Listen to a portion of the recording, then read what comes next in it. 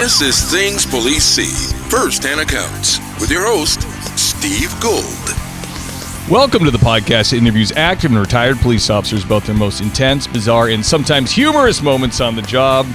I am indeed Steve Gould. Thank you for being here, everybody. Thank you for joining me. Thank you for all the recent ratings and reviewings. We're getting so close. We're at 970-something, so close to 1K. So I implore you, I beg you, if you love the show, you want to show your appreciation, Apple Podcasts, 5-star review. Thank you very much. That would be great. Also, if you listen on Spotify or anywhere else, there also would be good. So just anywhere you can, rate and review it. I appreciate that. If you really, really love the show, Patreon is the place to be for that. Link in the show notes. There's a couple different levels, patrolman, sergeant. You get a few different things with each one, direct access to me, yada, yada. But that's the place to really show your love for the show. If you can't do that, don't worry about it. The show will remain free. The main episodes will remain free, and everybody will still be able to hear them. So either way, I appreciate any support you can throw my way. Today we have a detective from the great state of North Carolina. He's been on the job 8 years, 4 years patrol, 4 years in the detective bureau. He's on the federal task force, and he's also a SWAT team member. So without further ado, let me bring on the great JD Smith. JD. Good morning. Hey, man. Thanks for coming on, brother. An honor to have you. It's an honor to be on here. Listen to you all the time. Oh, thank you, man. I appreciate that. I love your garage, man. You got the blue line flag right over a ride-on mower. Yeah, man, and you got to see the deer in the background. Yeah. Did you shoot that thing? Yep. Nice. How is that? Is that hard to get something mounted like that? Does it take a lot of time? You have to wait a lot? I wouldn't say a lot of time, maybe a little bit of money. Yeah. How many points was it? 8. 8-pointer? That's sweet. Yeah. How heavy was it? Oh, Lord. I can't remember. That was years ago, man. You're supposed to be like 220 pounds on hoof. Yeah, some ungodly number. I rode it before I killed it. Was it delicious? Oh, yeah. Was it good? Family loved it, yeah. Yeah. I've eaten venison a bunch of times. I really like it when it's like sausage or meatball or like in a stew, but I'm not at the point where I can really get into those like backstrap, like, like almost like a fillet style. You know what I mean? Like the real purest form of eating deer. Good, like, well, I got to say it is super tender. I mean, it is really good. For real. Sure, but for sure. It definitely has a little different flavor from beef. So it's like hard for me to get used to. It's a little. Yeah, I can see that. I mean, when you grow up on it like we do, or where my family from down here, it's normal. Yeah, dude, that's the problem. My dad wasn't a deer hunter, so my buddies who've been hunting deer their whole lives, it's like they just killed like a black Angus cow. They're like so excited about it. You know what I mean? Because their mouths are kind of trained to it. So I gotta quit being such a puss and start killing some deer. I used to kill ducks and like pheasant and stuff. Ducks don't really taste that great because you got to cook them the right way. But pheasant, pheasant tastes just like a chicken. It's basically the same thing. You guys have ringneck down there? Ringneck pheasant? I don't really hunt bird other than dove. Hunting birds is for the weak. It's really now dove hunting's fun. Is it? Can you eat it? Don't you just blow the whole thing away, or is it like just a little bit of meat in there? Yeah, I mean it's a little bit of breast. It's small, but it's good. Dude, it sounds like you live in the jungle. There's so many birds going on. Nah, I don't. I mean, you would think if people from around here think we live in a different area just from how the persona of where I live, but no, it's not too bad. Dude, it's nice. Let me ask you this. So you've been on the job 8 years, 4 years patrol and 4 years detective. That's relatively young to be on detectives, right? Pretty quick. Yeah, pretty quick, especially for my agency. But now, my agency's a pretty young agency, all the way from patrol up into detectives. I'm one of the more senior detectives right now. That's awesome. That is like a national thing, I think. When I look around at all the local PDs, it is getting much younger. I mean, people always say that when they're on the job, but it's true. Like they're like the youngest patrolmen are like old heads now. Yeah, absolutely. I mean, and really, it's kind of the way it should be. Like it's a young man's job. It's like the state of Mass has terrible retirement, so it's like they want guys to work till like they're 62 now to get full retirement, and it's like a lot of states around us are like you can do 20 in, get 50%, and collect immediately, and then have like a different career or go into something else, which I think is good. Like I don't know about having. I mean, not everybody can climb the ranks and be an admin. When if you're a 60-year-old patrolman, that's most cops that are 60 are not like Schwarzenegger. They're not like taking good care of their body. Well, I'll tell you this: we got a guy that I think he started in '79. He retired. He's already retired once from California, and then he came to us, and he's retired again. But now he works part time. I don't see how he does it. Dude, I hope I can make the 30 years. I do not understand the guys that can't get enough.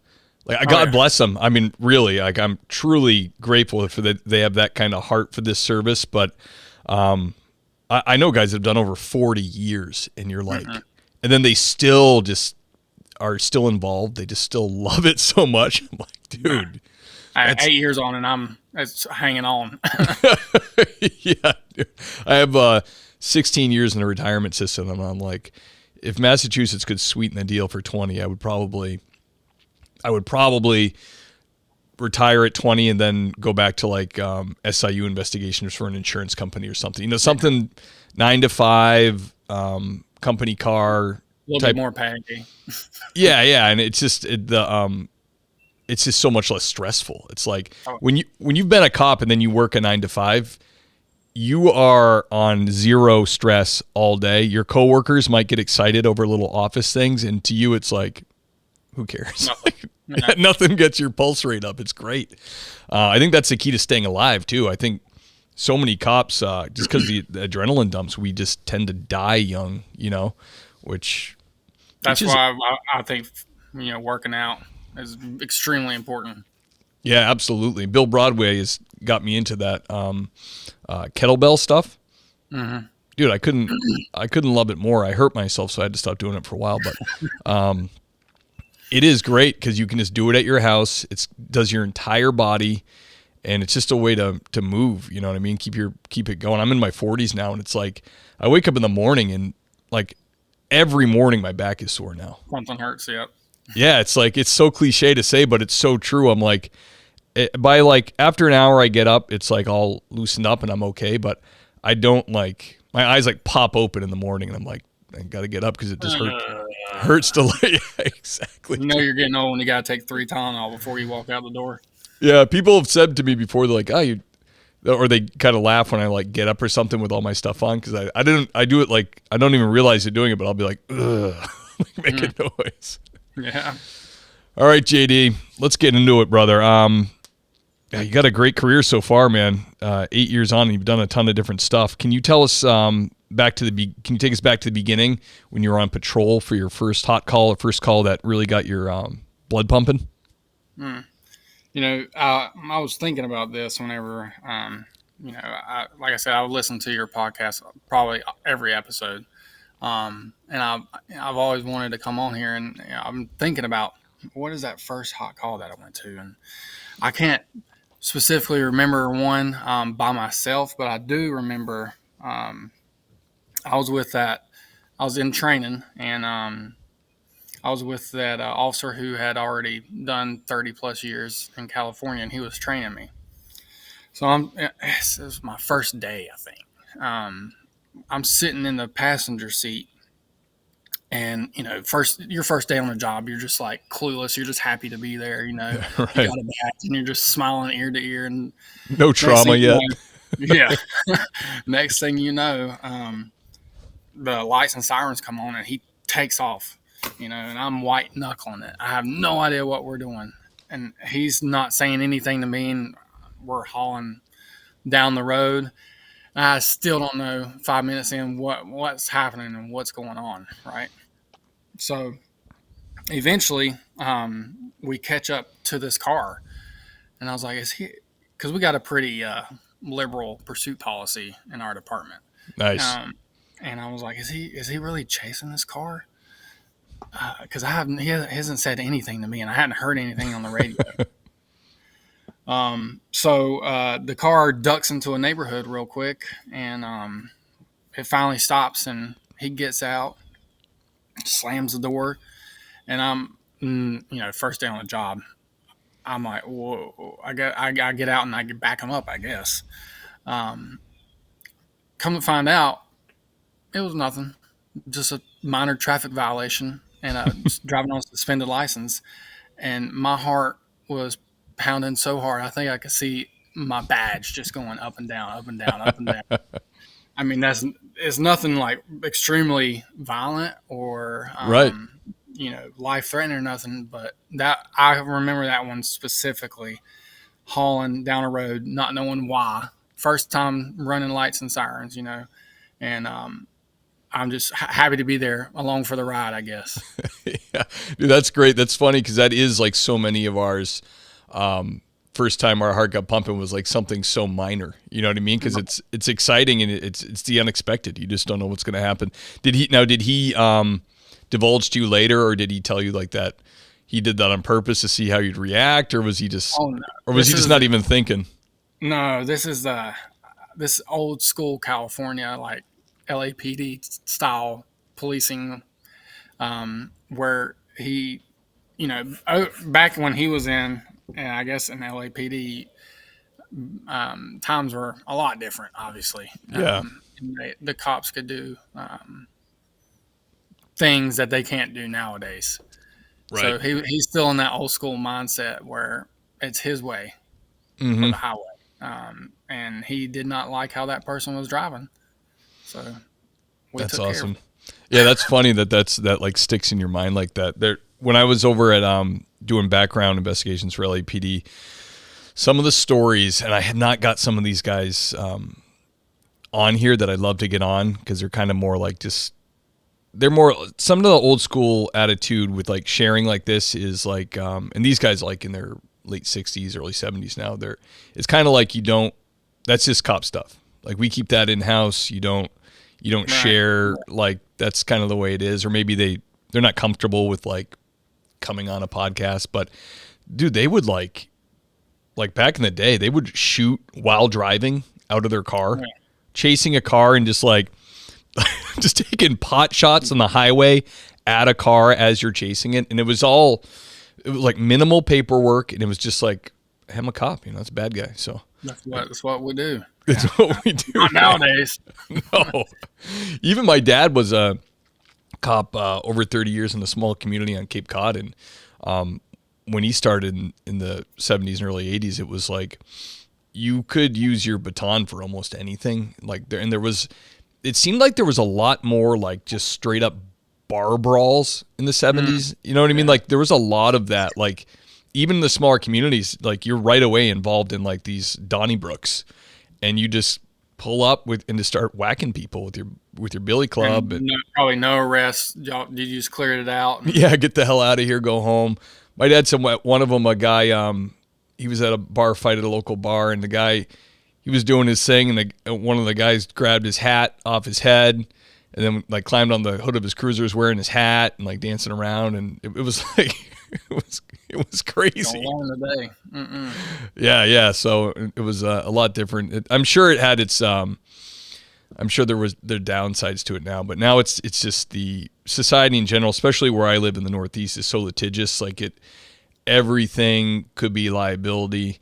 Everything you're liable for everything. It's literally, I think it's driving a lot of upper management like insane. Like, how they say like when they become chief or sheriff, like it's like they're a different person, like they don't remember patrol. I think they meet with the mayors or the town administrators, and they're like, the liability thing just crushes their soul, and all of a sudden they're like, they suck the cop out of them. Yeah, like they want everybody to have like chiefly duties. Like, why don't you just do desk work? Take it easy. Don't be pulling people out of their cars. You know what I mean? Which is a shame because there's a lot of. We're pretty lucky. I mean, we have a proactive agency. I won't necessarily say that we're conservative, but they like when you go do work. Yeah, that's nice. That's nice to have that backed. And it affects the whole crew too. If the morale from top down. JD, can you tell us about a strange or bizarre thing you've dealt with? This is going to get good. I got two. Let it rip. So the first one, I think I just got released from training, so I was on my own, working night shift. So we work 12s, 6A to 6P, and 6P to 6A. So I was on a 6 p.m. to 6 a.m. Shift, and I'd say it was probably right when the bars let out, 4:30. We get a call of a breaking and entering in progress, and the caller said he got home and somebody was in his house and they ran out into a vehicle and gave the vehicle description and all that. So it was my area, so I was the first one to arrive on scene and speak with the caller. So he welcomes me in, and we go in the front door, and I'm asking him, what happened, what's going on, and he said, well, we were out at a bar having a couple drinks, and then we came home, and usually when I walk in the front door, both of my dogs greet me. They're like little overweight wiener dogs, right? He said only one of them did this time. So he said, I started looking all over the house for my other dog. It was a female. And he said he looked all around the basement, into the kitchen, living room, nothing. Goes upstairs to check his bedroom, the master bedroom where the dog's beds are, nothing. So he's thinking maybe the person stole the dog, or, the dog ran out. So as he's walking down the hallway towards the flight of stairs, one of the spare bedroom doors is closed, and he hears like this sound like tape being crinkled, kind of like that. So he opens the door, and next thing you know, the suspect is in there with the dog, having intercourse. Oh my God. This took a bad turn. I told you. Come to find out, the guy had used packing tape and bound the dog up. Oh my gosh. So the owner catches him. He runs out, gets in his car. We actually get him stopped, traffic stop, and arrest him. And so that's a call out criteria for our investigators. So they come in and they interview the guy, and he's talking to him. And he's got to be nuts, right? Yeah. While we were on, I would hope so, right? Right. While we're on scene, we found a condom wrapper, and we relay some of the information that we find on scene to the detectives. So midway through the interview, the detective tells him, "Drop your pants," and he was still wearing the condom. Wow. At least he was using protection. Right. Dude, what are the there's obviously bestiality laws and stuff in North Carolina. Yeah, it's crimes against nature. What is the penalty for that? Do you remember? Well, his immigration status wasn't correct, so he was sent back. He was deported. Really? What country was he from? Oh, I don't know. I want to say somewhere in Central or South America, maybe Honduras. Wow, dude. That's really gross, and the worst nightmare for any dog owner. I mean, never in your wildest dream would you think that you come home and someone would be raping your dog. Bizarre, right? I don't know what to say, man. That's horrible. Yeah, that story is going to stick with me forever. Because he's got to know, he scoped that dog out. So there's something broken in his brain, obviously, that he's seen this dog around the neighborhood and been like, yeah, I like her type of deal. You know what I mean? Right. And then Look at the coat on that one. yeah, look at that little, she's fat in all the right places type of thing. Yeah. Dude. All right, brother, hit me with the second one. Yeah, we got to get over that one, right? Dude, that was good and horrible. So the second one, I'm a detective now. And I think it was the day after Memorial Day, a couple years ago. We get called for. At first, it was a death investigation, and we get there, and the guy's family members had found him deceased in his home. We didn't know if it was a suicide or a homicide, and then I start looking at the scene, and come to find out, there's some things within the scene that pointed, okay, this is a homicide. So then we start, doing a canvas of the neighborhood, and we found everybody at home except for this one trailer. So that sparked our interest, right? And we got some information that there was two men who were supposed to be staying at that trailer, but they're not. Their family members couldn't find them. So, we go into the investigation. We do a couple of search warrants, get into the trailer, find some evidence that kind of puts those people that live there at the scene of the homicide. So we call it a night and we come back the next morning. And this is like in a trailer park community with wooded area all around, right? So I'm down trying to get another search warrant. And my partner just has an intuition. He's got about 25 years in law enforcement. So he starts looking around this common area and within the apartment community, trailer community. And he finds a second body. Weird. Yeah, so this is one of the two people that were supposed to be in the trailer. So now we're thinking, okay, well, we're missing one person. So we keep investigating, nothing. We call it a day, come back the next day. Get a call that one of the trailer doors is open and the front porch light's on, and it's not normal for that owner to do that. So we go in there and we find two more bodies. One of them was the one guy that was supposed to be in the trailer with the second victim, and the other one was the owner of the home. So come to find out, it was a triple homicide suicide.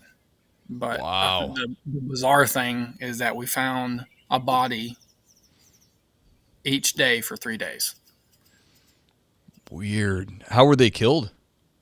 By gun violence, yeah. Damn, man, that's bizarre. How early in your career, how early in detectives was this? Probably 2-3 years in. Is something like this normal in your area? Or was this kind of like a, whoa, what the hell's going on? Yeah, this is a whoa. I mean, we don't have a significant amount of homicide. We just had one Monday. That's why I kind of look like a little worn out. And then the most recent one before that was January the year prior. But I mean, we really don't have that many. We're starting to get a little bit more than we used to in our town history. But that was completely random. Wow, that's crazy, man. When you get a homicide, when you become a detective, and it sounds like you investigate the gamut.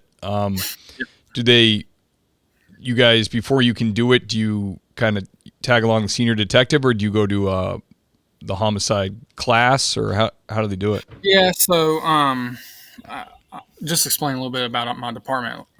We, as detectives in our department, we don't have specializations. You just do everything. We work everything from a fraud to a homicide. There's a few of us that have specialized training, like I do the internet crime against children. There's an arson person and a DV. But in order to become a detective, there's certain training that you have to do, like crime scene, interview, interrogation, stuff like that. Sure. Now I could tell you, I was in the detective bureau for 6 months before I got my first homicide, but it was a murder suicide, so it really wasn't too hard. Kind of a dead end. Yeah, it was solved that day. So, Excuse the pun. yeah, so it wasn't too bad. But now being 4 years in, I've worked several at this point. Do you find homicides,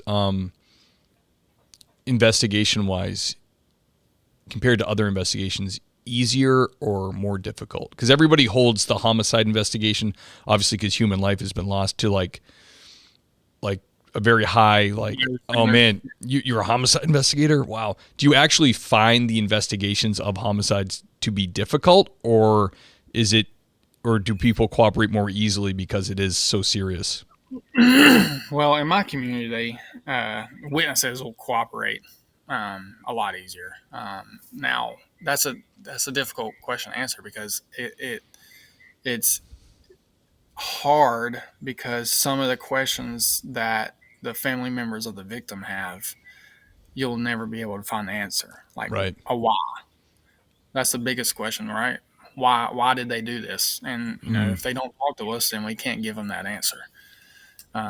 That's one of the hardest ones, and obviously it's more personal. With you as a human, that's more difficult than other investigations. But there's frauds that are extremely hard, because you have to work numbers and follow like blockchain analysis for cryptocurrency and stuff. Dude, yeah.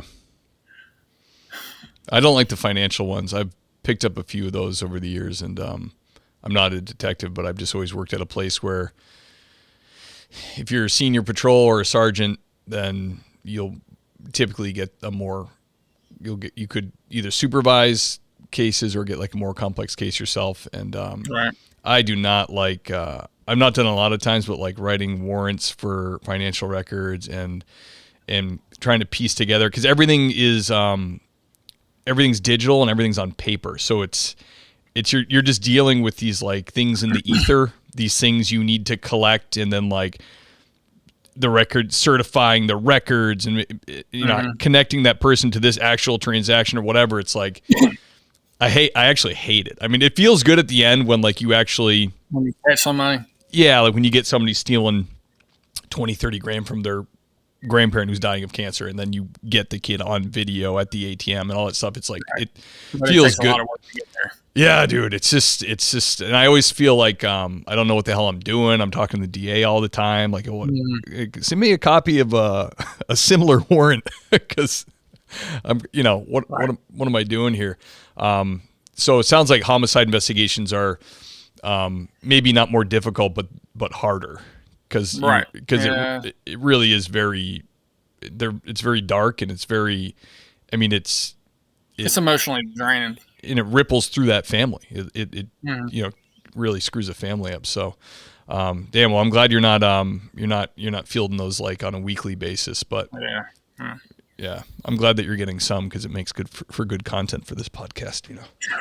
Yeah. I don't care how much trauma you guys have to induce or induce it. You have to incur. Yeah, just call me and tell me about it, dude. That's nuts.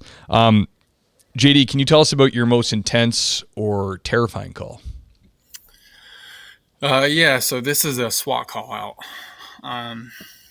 Just to paint a picture, I was working, secondary employment, like an off-duty job.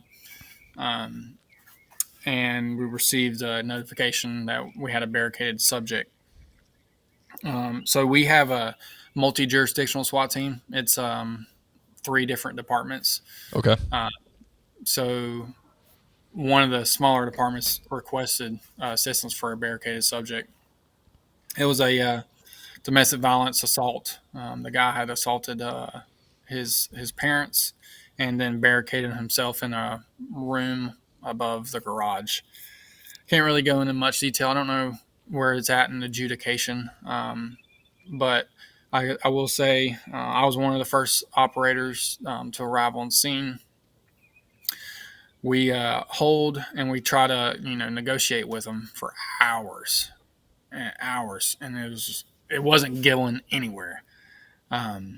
So at some point, it was decided, not we, someone decided to employ chemical munitions into the room that he was in. As soon as the chemical munitions were employed, then we start taking rounds through the walls. He was in, shooting through the walls at us, and Jeez. it's crazy how I've heard some stories of other guys talking in OIS, officer involved shootings, how there's like auditory exclusion. Nobody there discharged their firearms, but it's crazy. I didn't hear nothing, but I could see like the holes opening up in the drywall, and like the dust coming out. Really? And I was like, what is that? And then it starts clicking. Oh, he's shooting at us. Damn. Is he really shooting at us? So we get down and he finally stops. I don't know if he goes empty or what. He stops, and then we're holding. We're not saying anything. And then all of a sudden you hear him say, "Hello? Are y'all still there?" Like super what a super dick. weird. Like, Yeah. yeah. So, I eventually started giving him commands, and we ended up taking him into custody. I don't know why.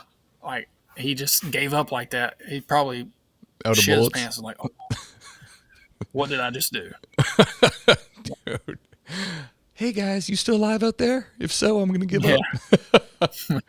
Dude, that's crazy. Yeah, it is funny how when you see things like that happen right in front of you, it seems unreal. You know what I mean? Mm-hmm. Like it just you can't. I sometimes people say stuff and I can't believe the way they're talking. I'm like, man, this person's talking like this, and that's almost unreal. But then like when something really traumatic happens in front of you, it's like your brain has trouble processing it, or it's probably a way to protect you in the moment. Yeah, probably. So you don't get overpumped. Like I've seen some pretty bad things on the job, and looking at them, you're just kind of like, It's almost like it's like a movie. You know what I mean? It's like this isn't. Yeah. Is this real?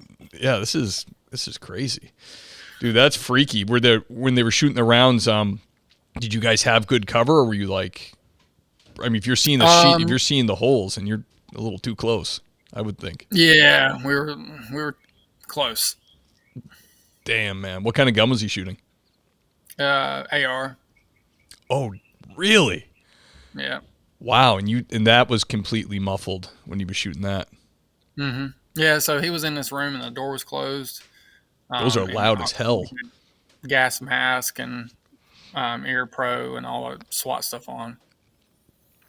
Damn, man, that's nuts. And you guys showed a lot of. He must immediately started talking for you guys not to fire back. We didn't necessarily know if there's anyone else in the room. Oh, that's right, hostages. Couldn't see into the room. Trust me, if I knew, it would have been probably a different story. But let it rip. Can't just shoot. Yeah, I couldn't shoot blindly into that room. Hear that, everybody? Cops don't just shoot blindly into rooms and other places. Also, damn, man, that's sketchy. Did that sit with you for a while? Do you wake up the next day and kind of think about, damn, that could have been it? Oh yeah, dude. As soon as I got home, I had 2 shower beers and went to bed, and then it took me a little bit to process it. But yeah, probably hit your knees for a little bit. Give a little thank to the Lord for that one. Yeah, absolutely. Damn, man. Yeah, so you're a Christian man, right? Yep. Yeah, that's awesome. I don't know how people do the job without it, honestly. It's the biggest thing, man, having faith. Yeah. It's hard at times, but he'll bring you through a lot. Yeah, absolutely. Do you have do you go to the same church as our mutual friend? No, I live a lot further away. He lives in the town we serve, and I live about 30 minutes away. That's a good distance to live from the town you serve, I think. Yes. No, it sucks when you work really late, but it's nice other than that. Yeah. It's nice not to get like the hairy eyeball when you're at the grocery store with your family. Yeah. From some guy. Before. The nice thing about police work, though, is about, I don't know, 2/3 of the people you deal with are intoxicated. So sometimes, have you ever ran into somebody that you arrested or dealt with and they don't even recognize no you? idea who you are. Yep. Yeah, I think the uniform in general. Well, if you've only ever seen a guy in uniform, then you see him later and he's in civvies, or we call them like civvy clothing. You're like, oh, you look like a normal person. You know what I mean? I think that helps us. Yeah, true. I mean, Walmart's the worst place to go, right? Yeah. You can see everyone you deal with there. Yep. You see see little street rats and tweakers like scurrying the aisles. You're like, oh, what are they up to? Yeah. Yeah. So that's good. Half an hour is good. You guys do. You got it. You're on call, so you have a take home car and all that. Yep. Yeah, that's sweet. I got a take home car. There's nothing better than burning city town That's gas. right. Heck yeah. Especially because my daily driver would be a diesel pickup truck, and it's like I don't think I could afford I don't know to what drive diesel is up there, but dude, probably $5-6 a gallon. Yeah, it's no bueno. Is it cheaper down there? I think it's probably 4 something, 5. Still not good. No. Still terrible. JD, let's see if we can switch gears here. Can you tell us a heartwarming encounter from the job? Oh yeah. So when I first came on in training, one of the things that we were kind of tasked to do was like a community-oriented policing project. So within the town that I work, there is a lower income apartment complex, and they were having a lot of issues with crime there. So I established a great working relationship with the property management, got authority to act out there, started trespassing people, locking people up, and ultimately brought the crime down a lot. But that's not really the heartwarming story. The heartwarming story is because of that relationship with the property management company, I got a phone call from a counselor at a local elementary school that remembered me from a previous call. And so she brought me in and was talking to me about this family. It was a single mother who had 3 kids who had just lost their apartment because of a fire. And they were being housed in a hotel temporarily through some, I guess, local emergency funds for the community members. And she asked if I could help try to find this family a place to stay. So because of the relationship I had with the apartment community manager, I was able to get that family into an apartment rather quickly, other than waiting a couple months. Nice. On the wait list. And I will say that I have maintained a relationship with that family. It's probably been 7 years now. So I've seen the kids grow up. Really? Yep. That's awesome, man. That's got to feel good. Yeah, it does, for sure. Yeah, we need those wins in police work, little yeah, that's what it's all about, really.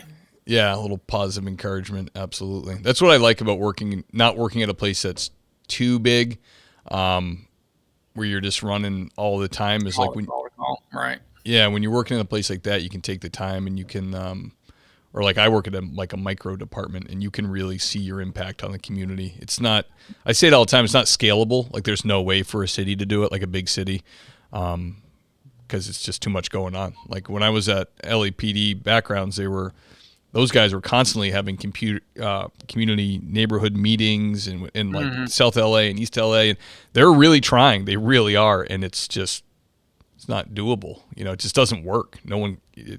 They make zero impact, it seems like. But when you see a new face every day, right? I mean, you probably can't really build that relationship to actually, help the community where they come to give you information and, have that relationship with them.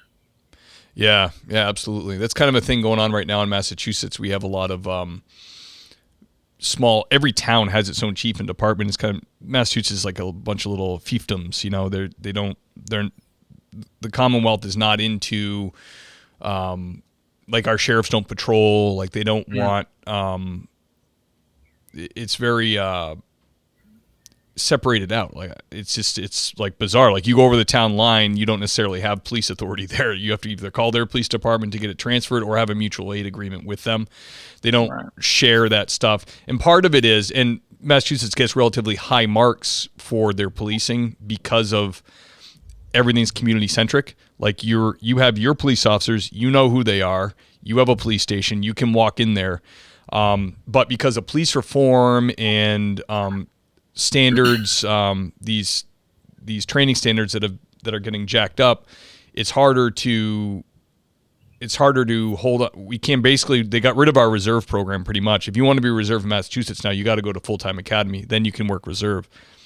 Who has a full-time job and can then go to a 6-month police academy? I don't know. So I think they're saying we don't want reserves or auxiliary. We get them out. That's what it sounds like. So they're gone. So for small communities, it's going to be a struggle. And they're talking about like large-scale regionalization of almost like a sheriff's type of deal, like 4 or 5 towns maybe having one PD. There's even been talk of the sheriffs getting involved. But all that to say, people are afraid of losing what you're talking about. They don't want like this rotating shift bid schedule. And who's this guy? I don't know. Like they don't know any of the cops. They don't have a relationship with them. They just kind of come through and they're gone, or they just show up when there's a problem, then they're out of there. So it's kind of a struggle Mass is going to be ended up dealing with because of the reform. And you know, I get it. It's always good to be like progressing in an industry, policing, being this industry, getting better and serving the public better. But a lot of the reform is just a knee-jerk reaction to things people see on TV that kind of, you know the story. You see one story out of a million cops in the country, and that's all police. So we got to do this. And up here in Mass, we're looking at it and we're like, we have a good track record. We have good training. Our academy's long. We try to do good backgrounds. Doesn't matter. They're still. Yeah. It's a nationwide outlook on law enforcement. I mean, my department and my community, we are very blessed that our community supports us. Yeah. Day in and day out. I mean, there's not a day goes by where members of our community don't bring something for us to eat to our department. That's nice. Yeah, I mean, we're blessed. Now you drive 15 minutes south and it's completely different. Yeah, I know they're bigger cities, right? Yeah, I mean, we're the first city north of where Broadway used to work, and it is large. We're a suburb, but they still contain that small town feel, I guess, or try to. But we're pushing 70,000 people, so I don't know how they can do that. Yeah, that's pretty busy. How many guys do you have on the job there? How many we have or we're supposed to have? What are you? Okay, well, what are you full cadre? Like, what are you supposed to have? I think like 112, 110. Oh, so that's a pretty good sized department. It's medium. I think we're at like 110 or not 110, 105, 100. We're getting there. I mean, we're not super far short, but we're not. We haven't been fully staffed in years. Yeah. Are you guys struggling with people being interested in the job or backgrounds or? Oh no. I mean, honestly, so they make us as detectives carry a caseload and do background investigations. How much do you hate background investigations as a detective? Oh my gosh. I got one right now, and I called the guy and I told him I called a homicide, and I was like, I don't know when I'm going to get to it. I'm sorry. Yeah. How long does it take you to do an average background? How long do you guys spend on it? It depends. I mean, it could be a month to 2 months. Okay. So you guys do neighborhood checks and all that stuff? Yeah. Spousal interviews and the full deal? Yep. Yeah, that's good. It's isn't it depressing though when you get a candidate that you like and seems pretty good, but then you start digging and poking at something that someone said, and then you're like, damn, this sucks. Well. Yeah. Yep. JD, can you this is a popular question in the show for people who are thinking about getting into law enforcement or are in academy or are kind of on the fence. Advice for new police officers or candidates getting into the police field now. Yeah. I got two things. One is to find a mental health outlet. For me, that's working out. I've communicated that with my wife. I need at least 3 times a week that I can hit the gym and be undisturbed. Yeah. It just, I'm not the super scientific kind, but I'm pretty sure the type of chemicals that are released that makes you a little bit happier when you work out. Obviously, we were talking before the show about, blood pressure and all that. As a police officer, that's, an issue. And they say there's all those studies now that say working out literally can solve 90% of the mental health issues in America. I can see why. Yeah. So that would be ahead. your. I'm sorry, I shouldn't have interrupted you. You were going, but I had to. I had to spit out my statistics. So continue with your advice. So you're working out.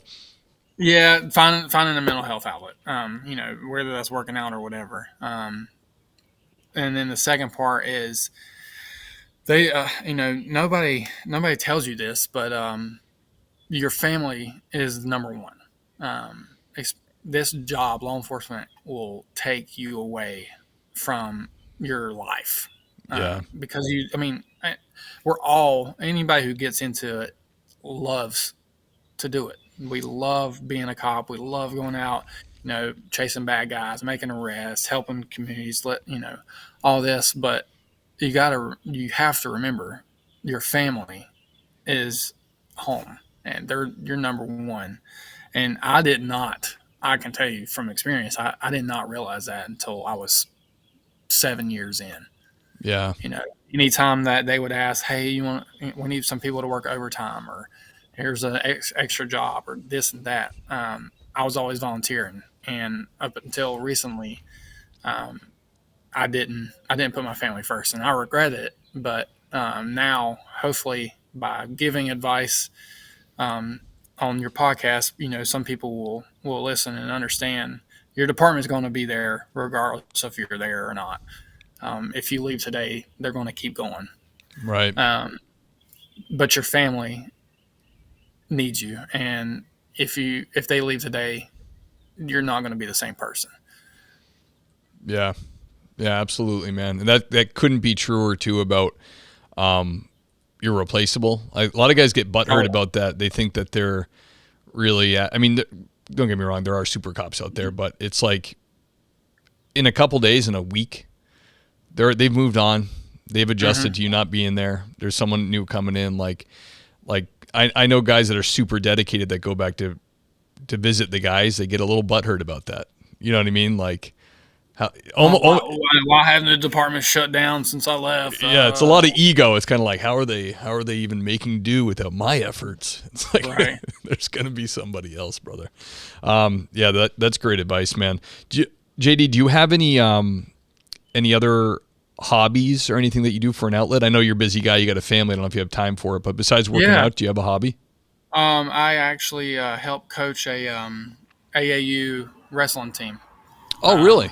Yeah, I've wrestled ever since I was 4 years old. So now I've helped coach these younger kids. We started a club in my hometown. Me and a buddy, one of my best friends, and we just coach them, take them to tournaments, and that's nice. That's awesome, man. Yes, you definitely got to carve time out for that. You can't be running for those extra jobs all the time. Mm-hmm. Yeah, the wife is a saint. I will say that. Yeah, I bet my wife's the same way. She's very, very understanding. That's the problem though when you're with someone like that. That's so sweet, and then it's easy for you to, like you say, kind of lose sight, work a little bit too much, and then they're kind of like. Remind yourself. Yeah, absolutely, man. Dude, thank you so much for coming on, JD. Fantastic stories. Very unforgettable story there. The first one you let rip. That was unbelievable, man. I love it. good stuff. These are the stories that cops. I mean, people can't believe it. I think that's what the popularity of the podcast. I can't wait to hear some comments on this one. Yeah, that's for sure. Yeah, people hear you guys tell your stories, and they're like, man. Did I even tell that story to other cops, and their jaw drops, just like yours did. Yeah, that's one for the ages. That's right. All right, brother. Well, I hope you have a good day planned with your family. It's Saturday, so I'm sure you got sports and activities and all kinds of stuff you got to do, which will be good. Oh, yeah. Which is not police work or dead bodies. That's right. Absolutely, man. Well, again, honored to have you on, brother. I'm going to do the outro here. Can you hang on for just like a couple minutes? Yeah, sure. All right, great. The great J.D. Smith, ladies and gentlemen, great stories, especially that first one was quite disturbing. I appreciate you imprinting that on my mind until I am dead. Guys, thank you for listening. Thank you for rating, reviewing. I know I'm like a broken record, but it's important to me, so I appreciate the people that take the time to do it. Also, I really appreciate the people out of country that do it. I get actually a fair amount of reviews from Australia, Canada, UK, some European places. So it's kind of weird how it works. It pops up. All of a sudden I'll see like my number goes up for ratings, then it goes back down. And then that's when I know that Apple's filtered it, and they'll take the foreign ones out and they put them, it's like a different category. There must be like a different Apple podcast for your country. And I can't see, but I did learn recently how to go into Apple Connects, and I can see there's like a ton of other countries reviewing the podcast, which I think is really cool. So I appreciate you guys. I love you guys. I'm going to maybe Cops on the News tonight. Actually, it doesn't matter telling you that because this won't come out for a while. But tonight, the Cops in the News is on, so maybe I'll dig out those European and Australian and UK and Canadian reviews and read some of them. So because I am seeing them now, and I really appreciate it. It's really nice and touching to hear how interested other people are in American police work, because I think they have a really crazy idea of how we operate over here, and it's good for them to hear the stories and how it actually goes down. So, guys, thank you so much for being here. Oh, man, I almost forgot. What is wrong with me? Hold on. I got to do the Patreon sergeants. These are the folks that keep the lights on. They donate monthly, and I love you. Oh, man, I gotta pull it up. I gotta get my act together here. I gotta put a filter on this thing so that it does the right people. Stand by. Enhance. Here we are. Okay. There we go. One more clickaroo. Nope, that didn't do it. This one. Okay. Who I'm talking about is the great Sarah Pomeroy, the great Andy Biggs, Greg Gadboy, Adam Mihal, the great Chris June, Gary Steiner, Jake Pinedo, John Shoemaker, Lauren Stimson, the handsome Lane Campbell, everybody. Seth Wright, William James Long, that's Deputy William James Long to you, thank you very much.